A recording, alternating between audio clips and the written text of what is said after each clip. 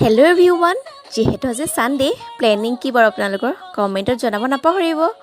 আৰু যদি ভাবিছে আজি ঘৰতে মোবাইল আৰু টিভি চাম, তেতিয়াহ'লে এইটো কিন্তু যোগাৰ কৰি ল'ব দেই, যিহেতু একেবাৰে কম খৰচ আৰু কম টাইমত হয়। ইয়াৰ বাবে এটা চিপছৰ পেকেট ল'ব। মই লেজ লৈছিলোঁ, আপোনালোকে যি ভাল পায় সেইটোৱে ল'ব। এতিয়া কেৰাহীখনত অকণমান বাটাৰ দিব, তাতে সৰু সৰুকৈ কাটি লৈ অলপমান পিঁয়াজ দি ভাজি ল'ব। যেতিয়া আধা ভজা হৈ যাব, তাত অলপমান টমেট' চচ দিব। এতিয়া তাত অলপমান দিব চীজ। এতিয়া ভালদৰে মিক্স কৰি থাকিব। যেতিয়া চীজখিনি অলপমান মেল্ট হ'ব, তাত দি দিব 1 চামুচ গাখীৰ আৰু আধা চামুচমান চেজৱান চচ। এতিয়াও ধুনীয়াকৈ গেছটো একেবাৰে ল' ফ্লেমত দি ভাজি থাকিব।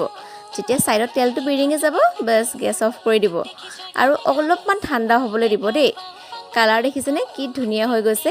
এতিয়া এখন প্লেটত লৈছোঁ চিপছখিনি উলিয়াই। এটা বাউলত চচটো উলিয়াই লৈছোঁ।